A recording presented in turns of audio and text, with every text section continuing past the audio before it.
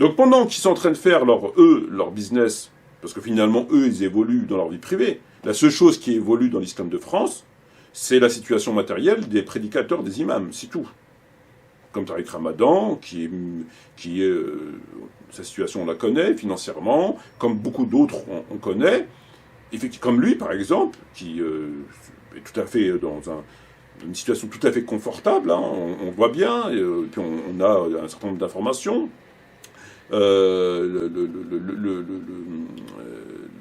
Comment il s'appelle, Hassan Hussein, qui est, me semble-t-il, multimillionnaire, qui a un parc immobilier assez conséquent, qui paye l'ISF, qui a plusieurs SCI ou à son nom, enfin non, au nom de tiers personnes, notamment de sa famille. Bon, tout ça, c'est le fruit. Eux, ils ont évolué. Ça vient de l'islam, ça. Ça vient pas d'autre chose. C'est pas des gens qui ont fait, c'est pas des businessmen. C'est des businessmen dans l'islam. Donc ils ont profité de la crédulité, voire de la crétinerie des gens, pour s'en mettre plein les fouilles et se faire. Eux, ils évoluent. Donc pendant qu'eux, ils évoluent, ils s'en mettent plein des fouilles et qui vivent tout à fait confortablement, alors que la plupart des musulmans ont un travail qui est très difficile le plus souvent, qui vivent tout juste, un peu comme les Français, je dirais, eux, c'est pas leur cas. Et ils trouvent ce prétexte-là, qui est un prétexte tout à fait fallacieux.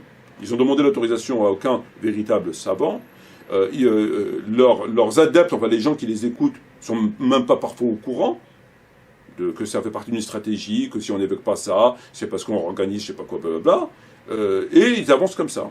Ils avancent comme ça pendant que, de par cette situation, si c'est un imam, 2 sur 1000, ça va, mais ils sont tous comme ça. Donc le fait qu'ils soient tous comme ça, ça permet justement que la corruption elle avance, que les musulmans sont dans la situation qu'on connaît. La chose, de l'autre côté, lui, le diable, il avance avec ses soldats. Le diable, il n'est pas apolitique, il est politique. Les non-musulmans sont politiques. La situation aujourd'hui dans laquelle se trouve l'islam et les musulmans, c'est dû à ça. C'est pas dû aux Juifs, c'est pas dû aux Américains, c'est pas dû à l'éducation nationale. Non, non, pas dû, absolument pas. Absolument pas. Eux, ils ne font que leur travail. C'est comme reprocher le problème étant du diable. Mais le diable, lui, fait son travail. Donc il fait que son travail, le diable.